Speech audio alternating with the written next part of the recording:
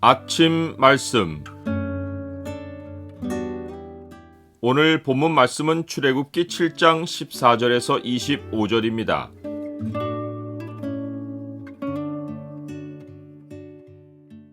회개하지 않는 죄는 하나님의 기억에 있다. 오늘 본문을 경고의 창으로 보면 죄에 대한 하나님의 심판이 어떤 재앙으로 임하는지가 보입니다. 경고의 창을 보여주는 구절은 7장 17절과 18절입니다. 여호와가 이같이 이르노니 내가 이로 말미암아 나를 여호와인 줄 알리라. 볼지어다 내가 내 손의 지팡이로 나일강을 치면 그것이 피로 변하고 나일강의 고기가 죽고 그 물에서는 악취가 나리니 애굽 사람들이 그 강 물 마시기를 싫어하리라 하라.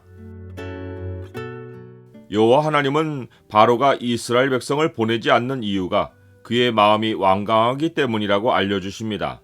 여호와께서 모세에게 이르시되 바로의 마음이 완강하여 백성 보내기를 거절하는도다.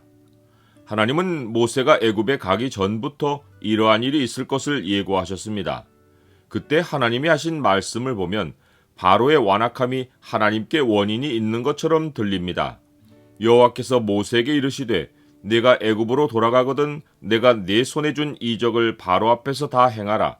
그러나 내가 그의 마음을 완악하게 한즉 그가 백성을 보내주지 아니하리라. 그러나 재앙들이 진행되는 과정을 자세히 살피면 하나님이 바로의 마음을 완악하게 하신 것은 바로가 자기 마음을 계속 완악하게 한 것에 대한 반응임을 알 수 있습니다. 바로는 자기가 숨을 쉴 수 있게 됨을 볼 때마다 자기 마음을 완강하게 했습니다. 또한 애굽인들은 철의 의지를 가진 것을 큰 가치로 여겼기에 애굽의 신으로 떠받들어지는 바로 왕은 자기 이미지를 지키려고 마음을 완강하게 했습니다. 그는 사람의 가치를 지키려고 하나님의 말씀을 거절했습니다. 하지만 사람이 하나님을 계속 거절한 결과 하나님이 그 마음의 완강함대로 내버려 두시면 사람은 완강함을 벗어나지 못합니다. 사람은 자기가 이럴 수도 있고 저럴 수도 있다고 생각하지만 우주 만물에 오직 하나님만 원하는 대로 행하실 수 있습니다. 그런즉 하나님께서 하고자 하시는 자를 긍휼히 여기고 하고자 하시는 자를 완악하게 하시느니라.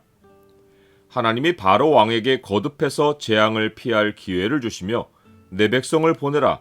그러면 그들이 광야에서 나를 섬길 것이니라 라고 말씀하십니다. 그러나 사람이 완악함을 지속하여 하나님의 진노가 차면 하나님은 죄악을 행한 자들에게 그들의 행위대로 갚으십니다. 바로 왕이 하나님의 말씀을 듣지 않은 것에 대해 하나님이 첫 번째로 내리신 재앙은 나일강을 쳐서 피로 변하게 하신 것입니다. 하나님은 모세의 손에 쥐어주신 지팡이를 하나님의 손의 지팡이로 언급하며 바로 왕에게 나일강의 재앙을 선포하십니다. 여호와가 이같이 이르노니 내가 이로 말미암아 나를 여호와인 줄 알리라. 볼지어다 내가 내 손의 지팡이로 나일강을 치면 그것이 피로 변하고 나일강의 고기가 죽고 그 물에서는 악취가 나리니 애굽 사람들이 그 강 물 마시기를 싫어하리라. 지팡이가 모세의 손에 있을 때는 하나님이 함께 하시는 상징이지만 그것이 모세의 손을 통해 하나님의 손에 들릴 때는 권능의 지팡이입니다. 하나님이 나일강을 재앙의 첫 번째 대상으로 삼아 치신 데는 특별한 이유가 있습니다. 하나님이 죄악의 행위대로 갚으시는 분임을 생각할 때 나일강은 애굽이 이스라엘 백성의 유아들을 살해한 장소입니다. 모세는 강에서 건져내어 살았지만 당시 수많은 이스라엘 유아들은 나일강에서 죽었습니다. 이는 마치 아기 예수님이 애굽으로 피신하였지만 베들레헴에 있던 2살 아래 사내 아이는 헤롯에게 살해를 당한 것과 같습니다. 하나님은 다른 사람의 피를 흘리면 그 사람의 피도 흘릴 것이니 이는 하나님이 자기 형상대로 사람을 지으셨음이니라 라고 경고하셨습니다. 피 흘림에 대해서는 하나님이 마지막 심판 때까지 보류하지 않고 땅에서 반드시 보응하십니다. 나일강이 피로 변한 것은 살인의 죄가 땅에 묻히지 않고 하나님의 기억에 남아 있어 반드시 그 행위대로 갚으신다는 증거입니다. 이 재앙으로 나일강의 고기가 죽었지만 이후에는 애굽의 장자들이 죽을 것이 이 처음 재앙에 이미 예고되어 있습니다. 나는 죄에 대한 하나님의 심판이 얼마나 무서운지를 알고 있습니까? 아무리 하나님의 용서가 있다지만 은혜를 더하려고 죄에 거하겠느냐라고 했듯이 죄에 대하여 죽은 우리는 죄 가운데 더 살 수 없습니다.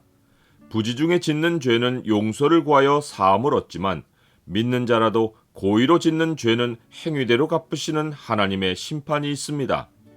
바로는 나일강이 피로 변해도 관심을 가지지 않다가 이어지는 재앙들로 인해 기억에서 영원히 지울 수 없는 여호와를 알게 됩니다. 회개가 없는 자들에게는 하나님의 심판으로 하나님을 아는 일이 따릅니다. 하나님은 의로우신 재판장이시며 매일 분노하시는 하나님이시로다. 사람이 회개하지 아니하면 그가 그의 칼을 가시며 그의 활을 이미 당기어 예비하셨도다.